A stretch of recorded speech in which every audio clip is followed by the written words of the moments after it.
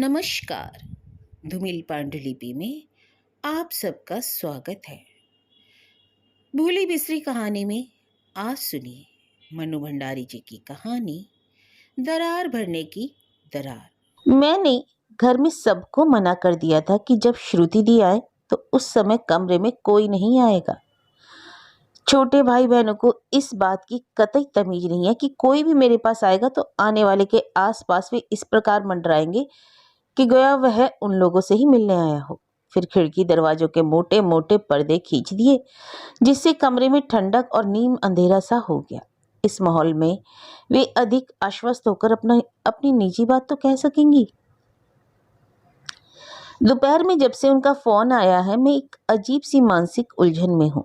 अक्सर हंसती खिलखिलाती रहने वाली श्रुति दी के भर्राए और रोंदे से स्वर ने मुझे बहुत परेशान कर दिया। साथ ही उनकी इस बात से, नंदी यहाँ तेरे सिवाय मेरा है ही कौन जिसे मैं अपनी बात कह सकूं, जिसके पास अपने को शेयर कर सकूं। मैंने और मेरे मन में एक गर्व भरी तृप्ति की भावना भी तैर गई। वे उम्र में मुझसे बड़ी हैं, करीब 7-8 साल, और एक नामी चित्रकार हैं। उनके चित्रों की कई प्रदर्शनियां भी हो चुकी हैं। अखबारों में उनका रिव्यू आ चुके हैं। कलाकारों के बीच उनका सम्मान है। उनके मिलने जुलने वालों की भी कोई कमी नहीं, बल्कि वे उन सब से कभी कभी बहुत परेशान तक हो उठती हैं। इन सब के बावजूद मैं, केवल मैं ही उन्हें ऐसी लगी कि वे अपना निहायत निजी दुख मेरे साथ शेयर करें, मुझे विश्वास में लेकर आगे होकर अपनी बात बताने आए। एकाएक मैं अपने को बहुत बड़ा बड़ा और जिम्मेदार सा महसूस करने लगी। कौन सा दुख पड़ा है श्रुति दी पर? आर्थिक कष्ट, और अगर यही बात है तब तो कोई चिंता नहीं। मैंने जल्दी से अपनी पासबुक देखी। 4,000 से कुछ ज़्यादा ही है। जरूरत पड़ने पर मैं पाई निकाल कर दे दूंगी।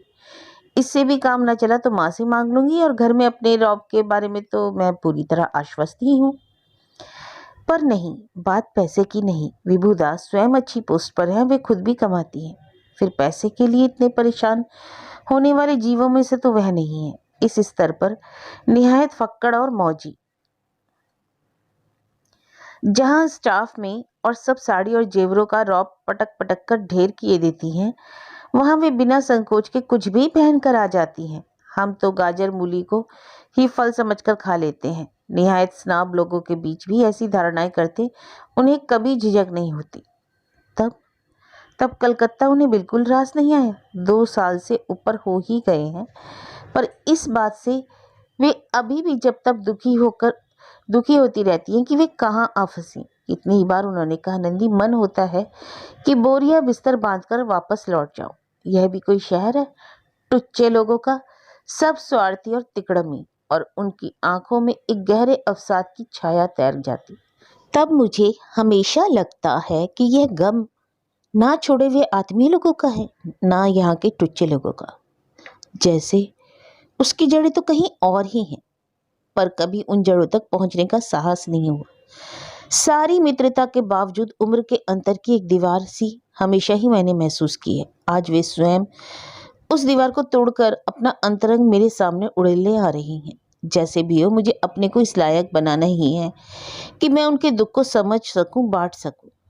समय से कोई 20 मिनट पहले ही वे अचानक कमरे का पर्दा उठाकर कमरे में दाखिल हो गई। पढ़ने में मन नहीं लगा तो किताब को यूं ही छाती पर टिकाकर मैंने आंखें मूंद ली थी। उनकी आवाज से ही मेरी आंख खुली।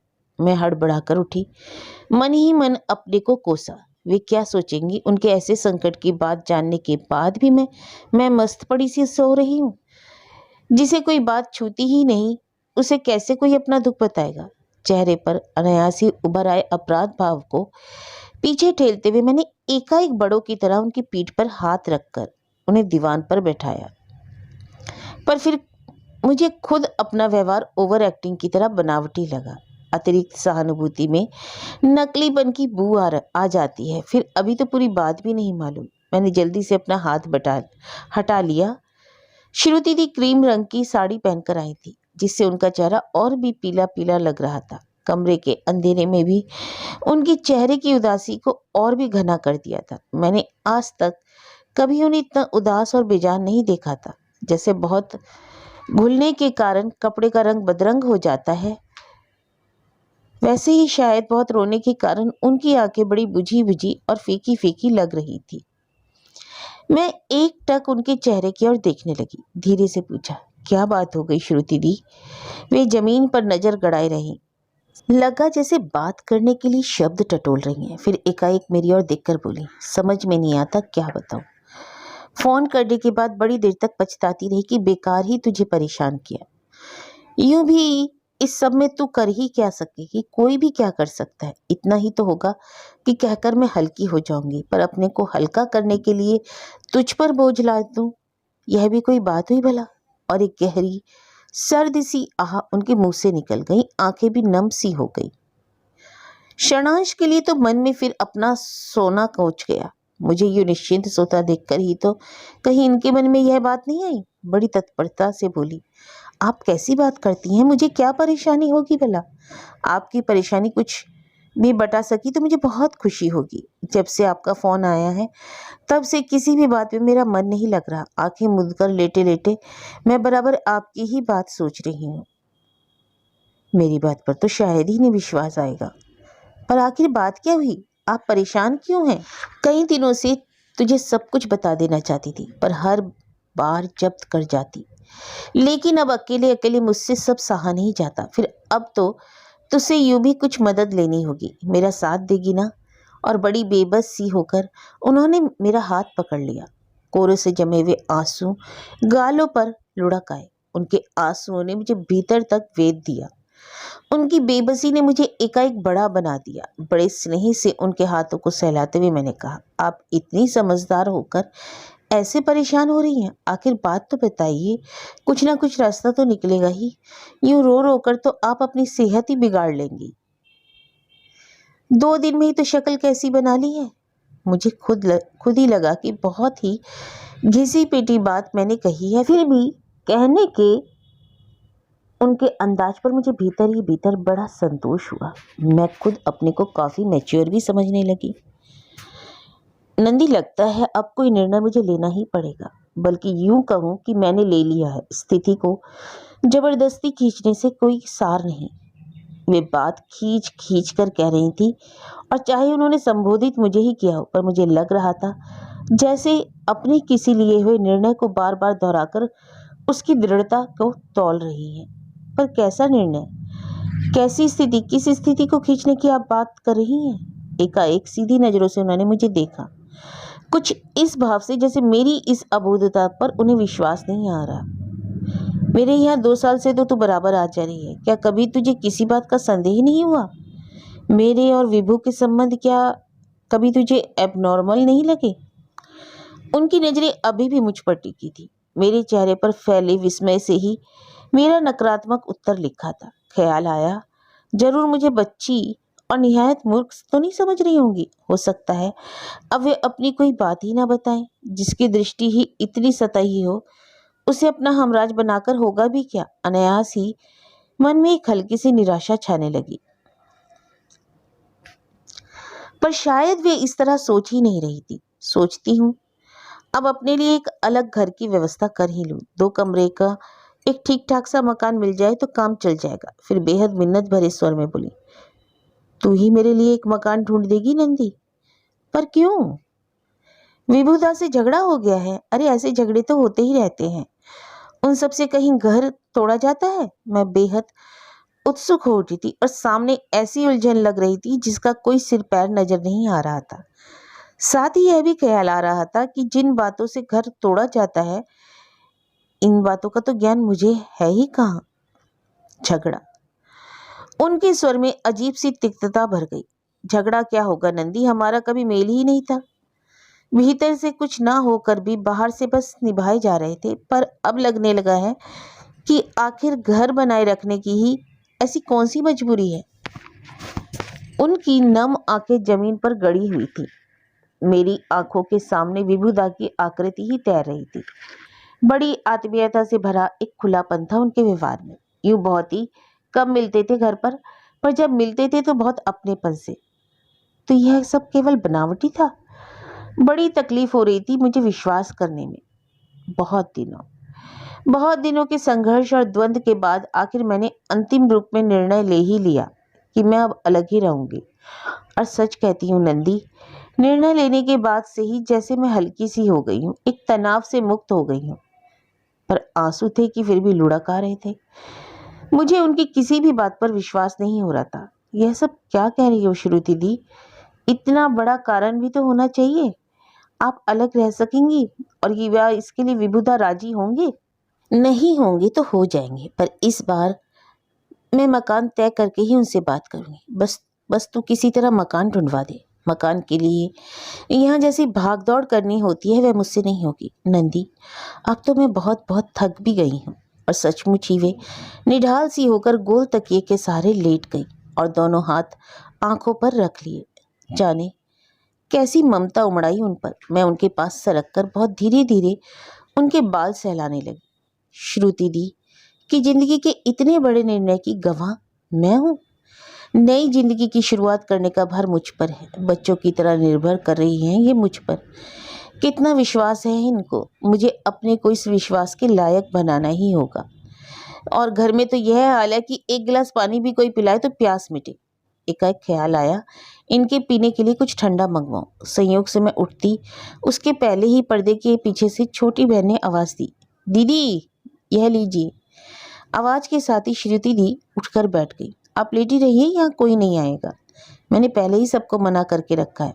अब तो कम से कम श्रुति दी समझ ही लेंगी कि बिना जाने ही उनकी बात को मैंने पूरी गंभीरता से लिया है। उन्हें तसल्ली हो जानी चाहिए। उन्होंने किसी गलत व्यक्ति को अपना विश्वास नहीं दिया है। मैंने बीच की टेबल पर ट्रे रखी। एक प्लेट में कटा हुआ तरबूज था और 2 ग्लासों में स्क्वैश। चलो ये लोग भी कभी कभी अकल से तो काम कर लेती हैं। मैं कुछ नहीं लूंगी, मेरी जरा सा भी इच्छा नहीं हो रही है, पर मैंने जबरदस्ती उन्हें खाने पर मजबूर किया। ठीक वैसे ही जैसे कभी कभी नाराज होने पर माँ करती है। मैंने सोच लिया था कि नहीं खाएंगी तो डांट लगाऊंगी। खाना पीना छोड़ने से क्या समस्याएं पीछा छोड़ती हैं, पर उन्होंने 1-2 बार कहने से ही खा लिया। खा पीकर वे थोड़ी स्वस्थ लगी तो पहली बार ख्याल आया कि शायद उन्होंने सवेरे से कुछ नहीं खाया। मन हुआ इसी पर डांट दूं। मेरा हौसला धीरे धीरे बढ़ रहा था और दोनों के बीच आज तक जो लिहाज की दूरी थी वे अपने आप सिमट रही थी। पर फिर चुप ही रही वे। अभी तो बहुत मौके आएंगे। शुरू से अपने और विभुदा के बारे में बताने लगी। वे कुछ इस ढंग से बता रही थी मानो एक बार अपना अतीत दोहराकर अपने निर्णय को जस्टिफाई कर रही हूँ। पता नहीं मेरे सामने या अपने खुद के सामने। उनकी आवाज में कटुता घुलती जा रही थी और आंखों में अवसाद भरा आक्रोश। और मेरे सामने उनकी जिंदगी के वे पहलू खुलते रहे जिनका अनुमान भी मैं 2 साल तक उनके साथ रहकर नहीं लगा सकी थी। पर अब इस नए संदर्भ में रह रहकर मेरे मन में उनके जब तक कहे हुए वाक्य, हंसते खिलखिलाते हुए एकदम उदास हो जाना, पहनने ओढ़ने या सजने संवरने के प्रति एक अरुचि, बात बात में वापस लौट जाने की बातें, जैसे इन सब के अर्थ स्पष्ट होने लगे। एक बार उनके बहुत हंसने पर मैंने टोका था तो हंसते हुए जवाब दिया उन्होंने, जानती है नंदी, वही आदमी बहुत हंसता है जिसके भीतर गहरे घाव होते हैं। तभी मुझे कभी ख्याल नहीं आया कि मैं सचमुच ही महामूर्ख हूँ, निहायती बच्ची। तभी तो इतने सारे संकेतों से कभी भी असली बात का अनुमान ही नहीं लगा सकी। साथ ही मन की भीतरी परतों पर कहीं हल्का सा संतोष भी कौंधा।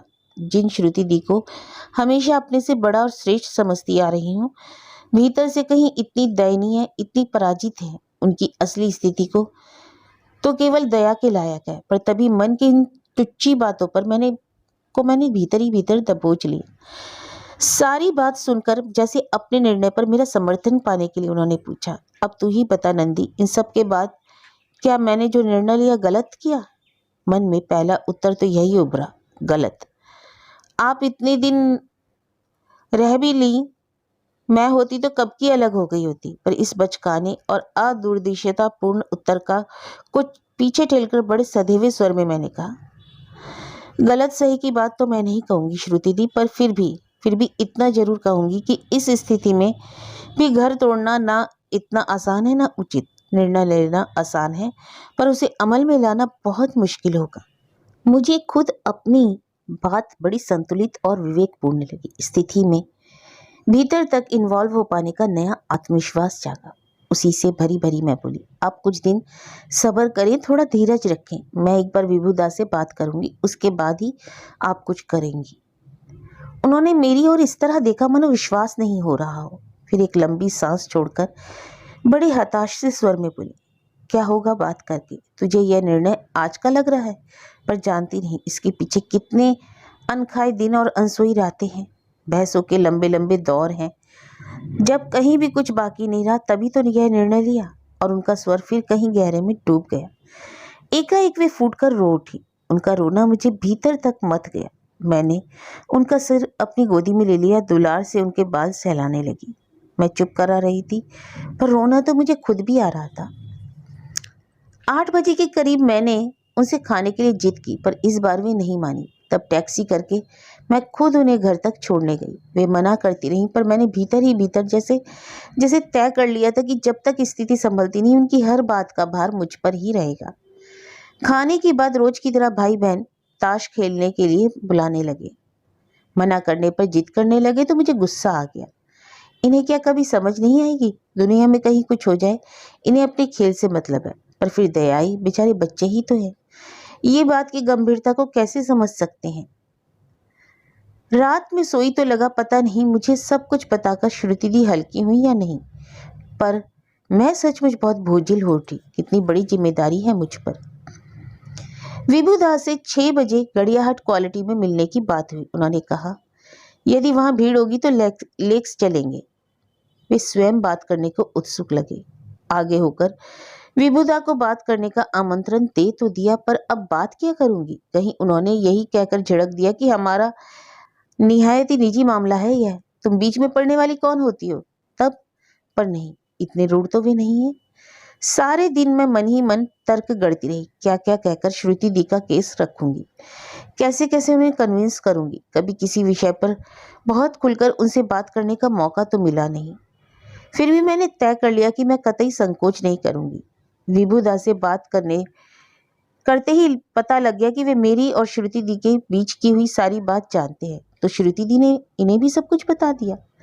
जाने क्यों मुझे अच्छा नहीं लगा, फिर भी मैं विभुदा की बात ध्यान से सुनती रही। यह समस्या का दूसरा पहलू था। अपने दलीलों और तर्कों को भरसक कुशलता से पेश करने के बावजूद उन्हें कहीं अपने पक्ष की कमजोरी का एहसास था। वे बार बार यही कह रहे थे कि श्रुति व्यर्थ जिद किए बैठी है, तुम समझाओ नंदिता, वह तुम पर बहुत भरोसा करती है, तुम पर बहुत निर्भर भी कर रही है।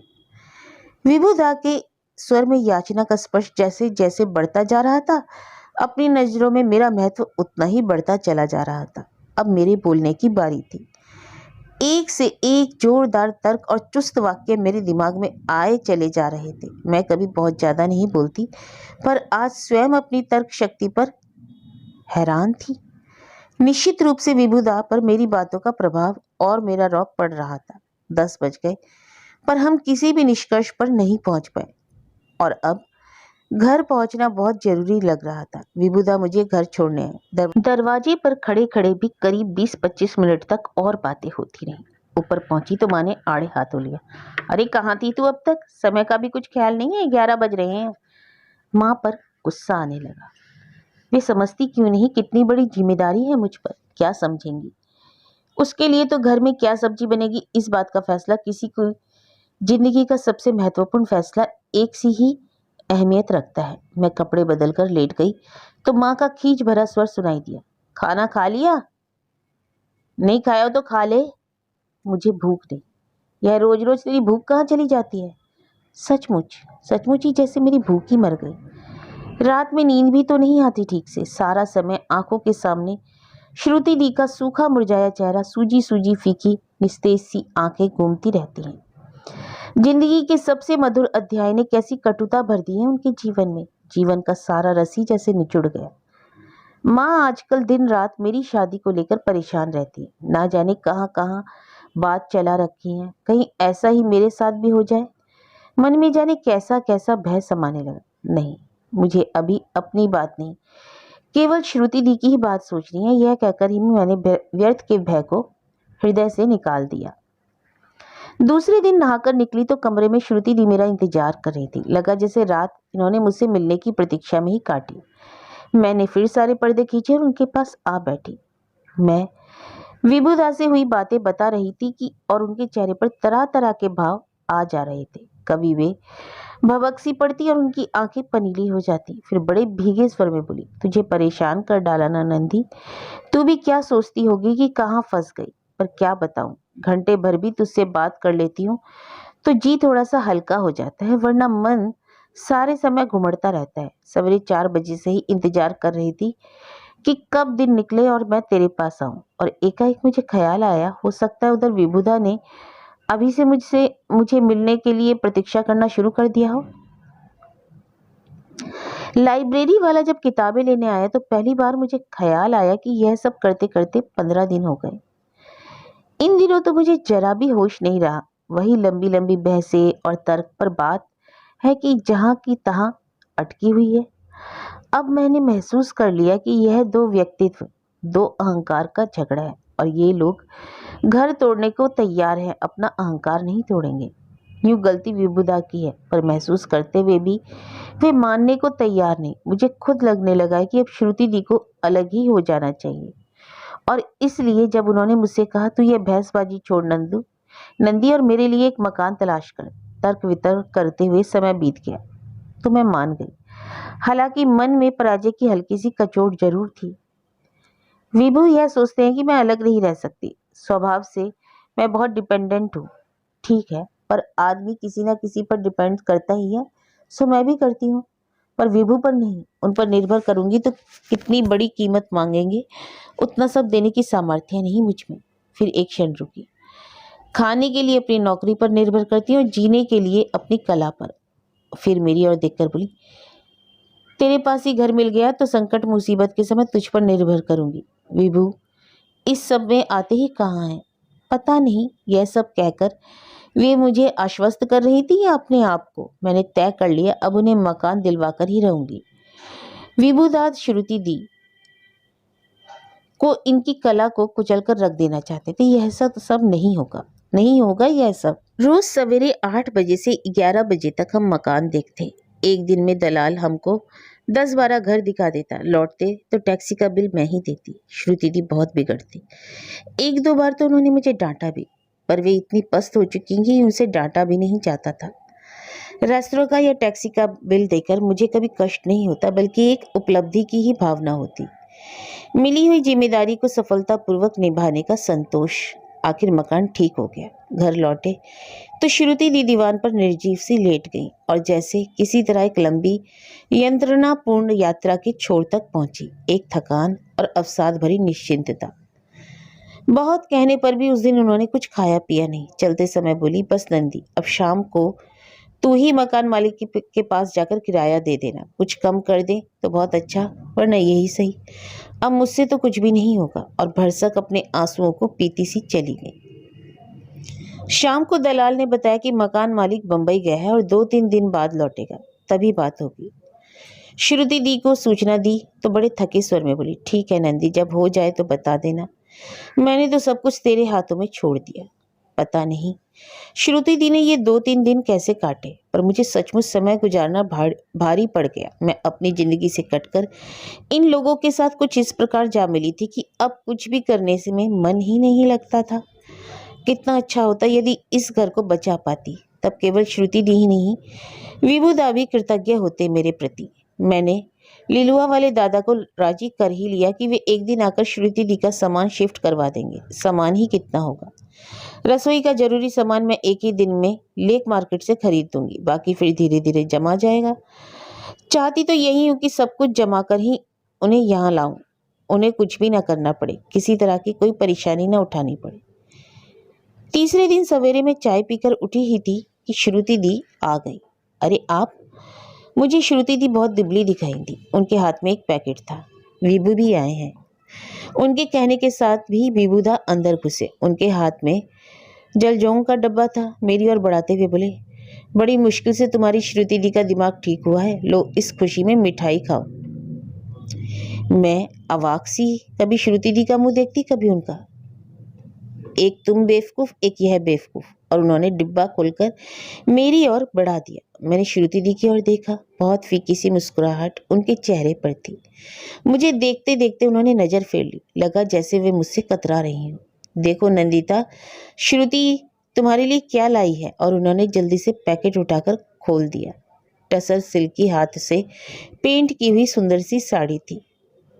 कल सारे दिन और सारी रात यही बनी है। उन्होंने पूरी साड़ी खोलकर दीवान पर फैला दी।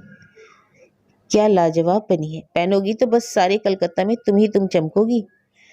मैं साड़ी की प्रशंसा करना चाहती हूँ, इस सारी बात पर प्रसन्नता व्यक्त करना चाहती हूँ, पर मुंह से एक शब्द नहीं निकलता। जाने क्यों मैं अपने को बहुत सी अपमानित सी महसूस कर रही हूँ, पर उन्हें शायद मेरे मनोभावों को जानने की फुर्सत नहीं। वे आपस में ही पूर्ण हैं।